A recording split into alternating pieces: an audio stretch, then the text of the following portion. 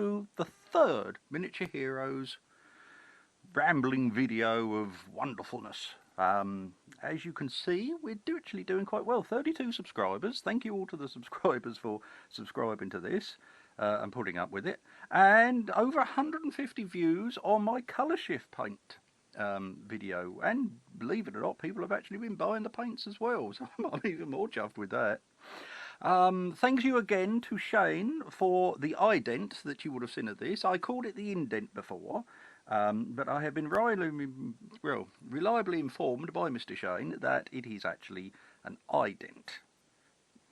I didn't know. I'm sorry. He does this, you see. I go rambling on and make myself look a complete twit. And Shane tells me afterwards. Now, if he told me these things beforehand, I wouldn't look quite so much of a twit. But there we go. Anyway, we've upgraded. Hopefully you are seeing this in a much bigger screen, what have you, getting the full benefit of everything. We've got this new little camera. It's a wonderful little thing. It's up there. You can't see it, obviously, but it is up there, and it's doing its thing. And Shane advised on this, and it's a very good little thing. You can actually go cycling with it. If I had a bike, I could strap it on my head or something, and yeah, you can do all sorts of things with this. It's very tiny, but it seems very powerful. And hopefully it is recording the sound properly. So no more phone narrow screens and no more, you know, farting about with things like that. Hopefully we're going to get a good third video. The second video was compared to The Last Jedi and was actually considered better.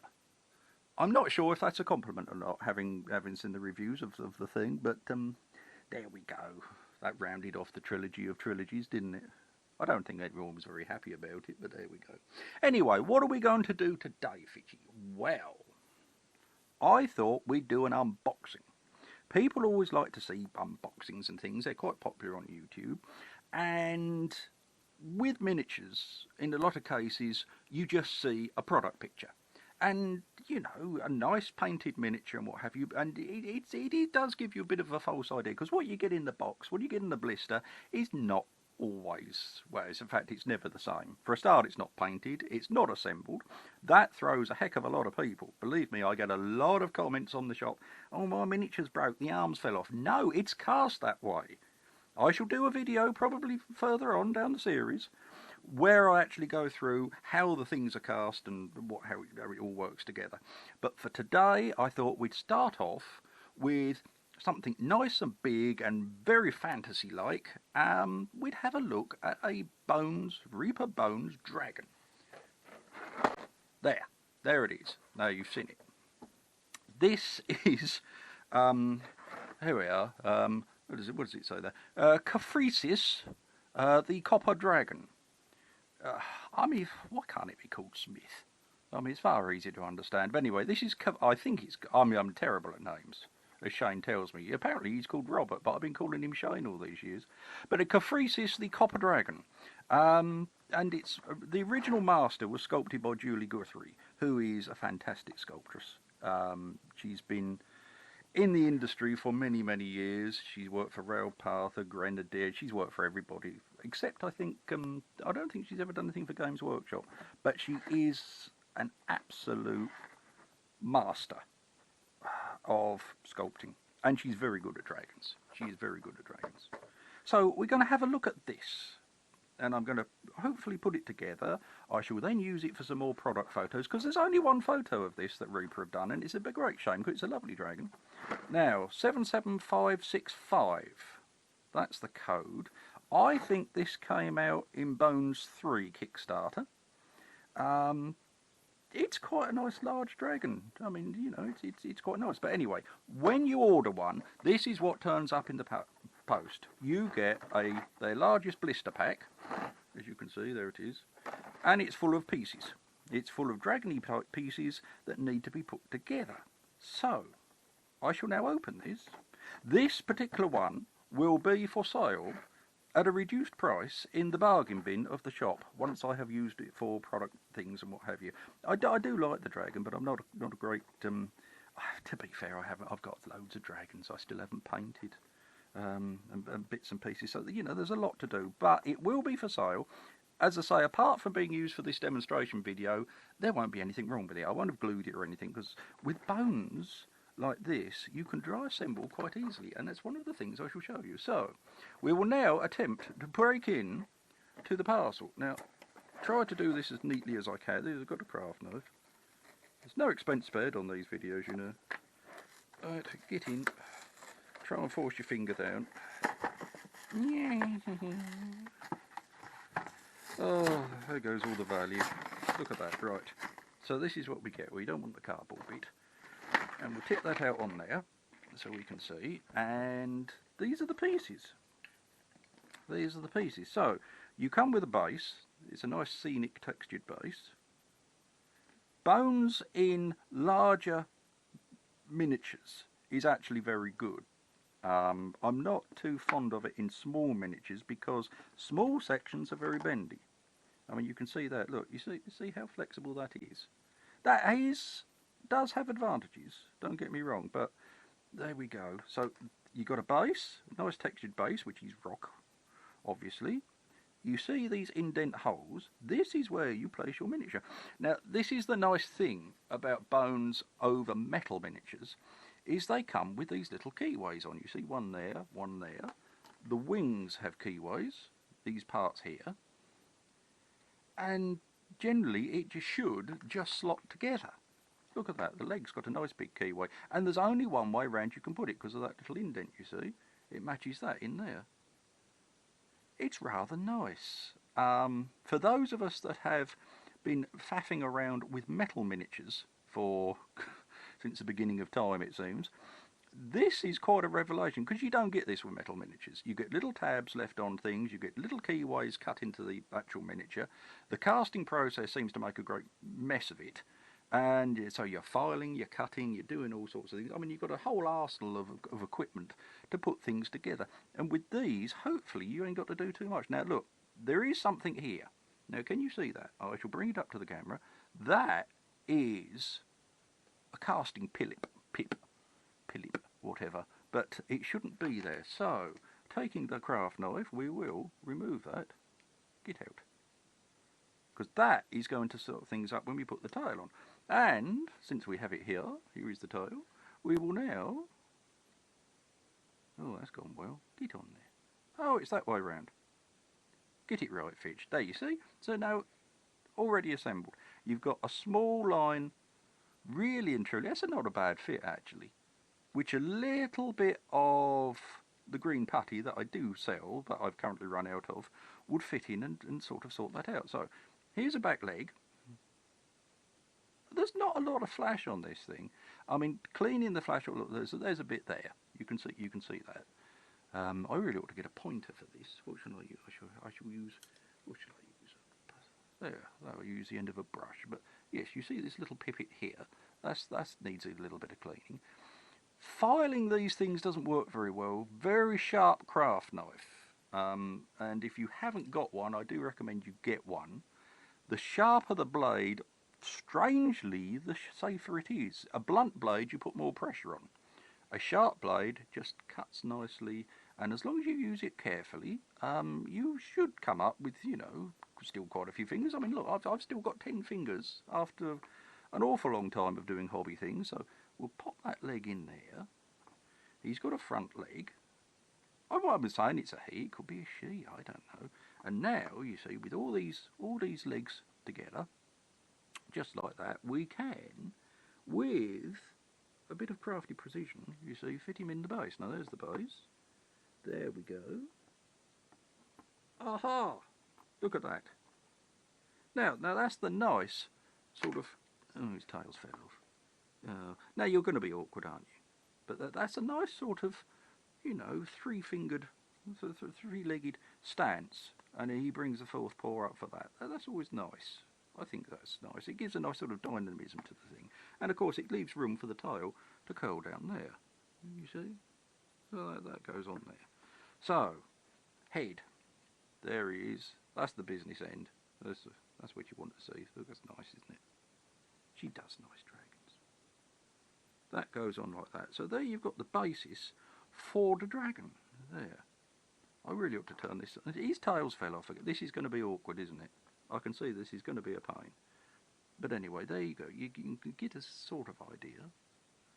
That's the dragon. Now, where's me tape measure? I did have one somewhere. Ah, here we go. We'll take some measurements, just so that you can see, because this is actually quite a biggish figure. A lot of people don't like the big figures. Right, so we're looking sort of from the head to there, about 4.5 inches. Yeah, 4.5 inches in old money. Now what is that? Hang on, 4.5. That's about 115 millimetres. There you go. So that's not too bad. Now, wings. Proper dragons always have 4 legs and wings. Wyverns have 2 legs and wings. They don't have 4 legs. That's how you can tell those. So that goes in there. You see, this is the beauty of this keyway system. You see how neat it is? And that goes in there. Now look at that.